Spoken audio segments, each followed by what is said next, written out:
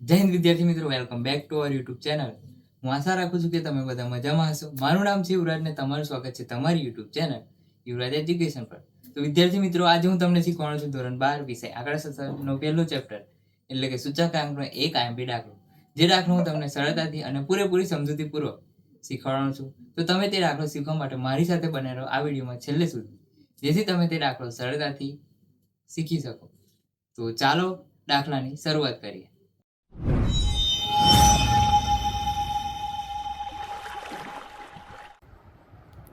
તો વિદ્યાર્થી મિત્રો, ફરી એકવાર સ્વાગત છે તમારું નવા દાખલામાં. તો ચાલો આપણે દાખલાની શરૂઆત આપણે રકમ વાંચીને કરીએ. તો અમદાવાદ શહેરના વર્ષ 2014 અને વર્ષ 2015ના ઔદ્યોગિક કામદારોના જીવન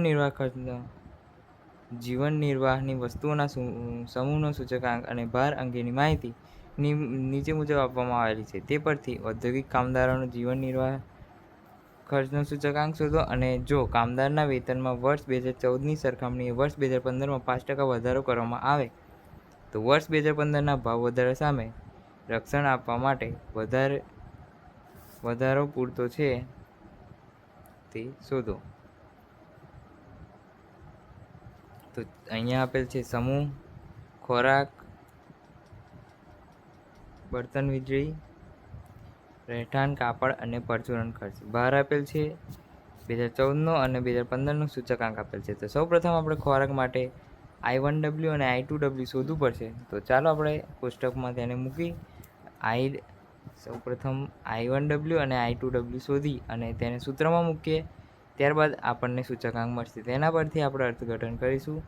તો સૌપ્રથમ આપણે ખોરાક માટે આપેલ છે ભાર, જે છે 31.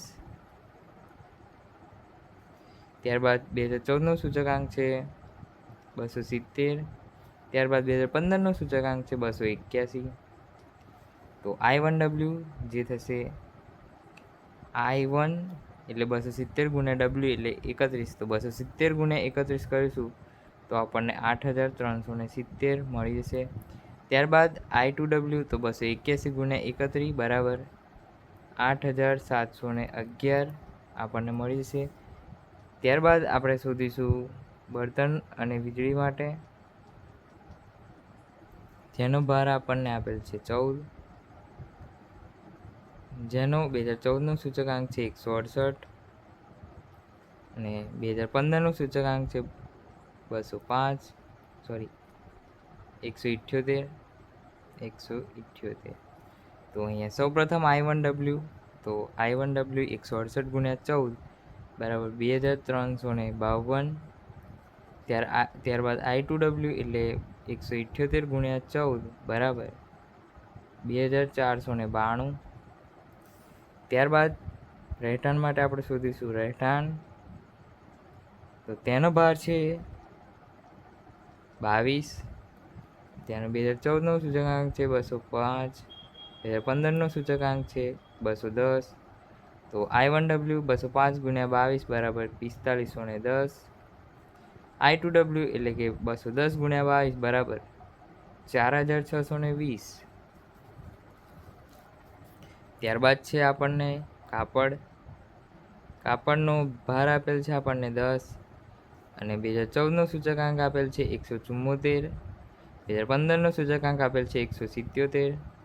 તો સૌપ્રથમ I1W એટલે 174 ગુણ્યા 10 બરાબર 1740 અને I2W 177 ગુણ્યા 10 બરાબર 1770.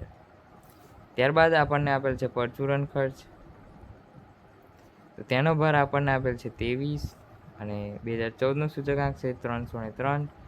2015નો સૂચકાંક છે 337. તો સૌપ્રથમ I1W એટલે 303 ગુણ્યા 23 બરાબર 6969 અને I2W એટલે કે 337 ગુણ્યા 23 બરાબર 7751.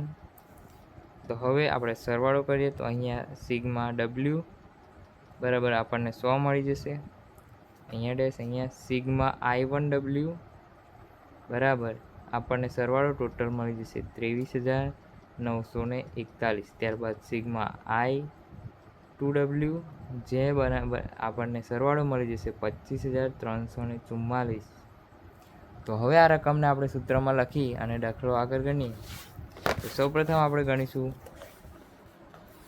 વર્ષ 2014 માટેનો સૂચકાંક તો સિગ્મા I1W બરાબર 23,941 ભાગ્યા 100 બરાબર આપણને 239.41 સૂચકાંક મળશે 2014 માટે. ત્યારબાદ હવે 2015ના વર્ષ માટે શોધીશું.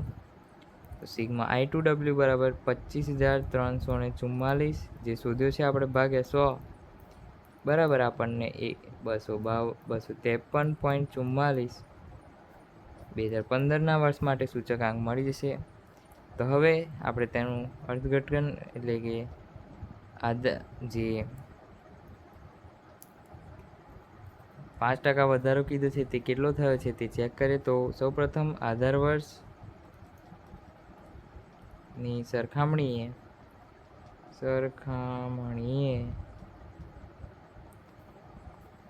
વર્ષ 2014 કરતાં એટલે કે 2014 કરતાં 15માં કેટલા ટકા વધારો થયો તે જોવાનું છે સૌપ્રથમ આપણે. અને જો વધારો થયો હોય તો કેટલો થયો છે તે જણાવવું પડશે આપણે. તો સૌપ્રથમ તો હવે વર્ષ 2015માં કામદારોના જીવન નિર્વાહ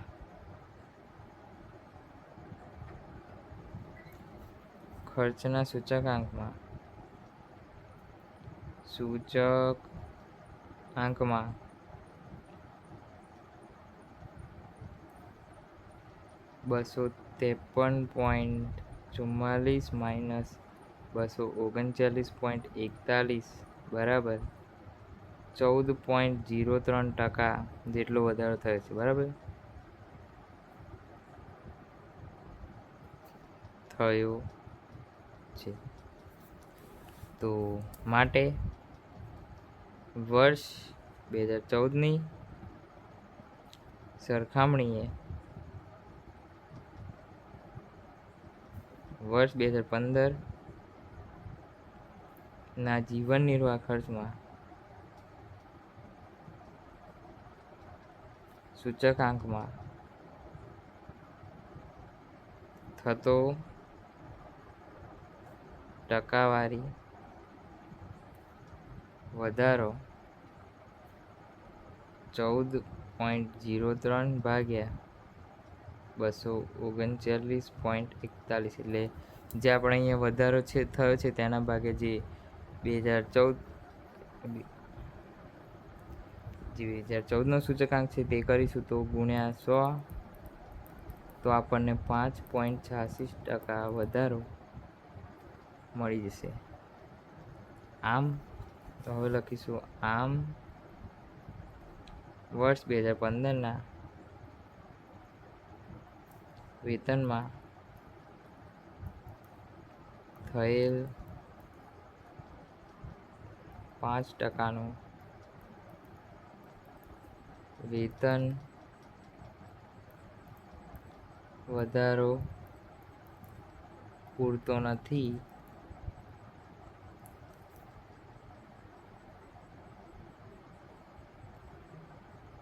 અર્થાત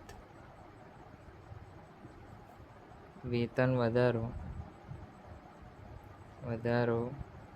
0.86% જેટલો ઓછો છે. એટલે કે ત્યાં આપણને રકમમાં 5% વધારો કીધો છે પરંતુ અહીંયા 5.86% વધારો થાય છે. આપણે જ્યારે જીવન નિર્વાહ ખર્ચનો સૂચકાંક સુધી કરીએ છીએ તો 86% 0.86% વધારો ઓછો ત્યાં આગળ 5 જ છે પણ અહીંયા 0.86 વધારે થાય છે.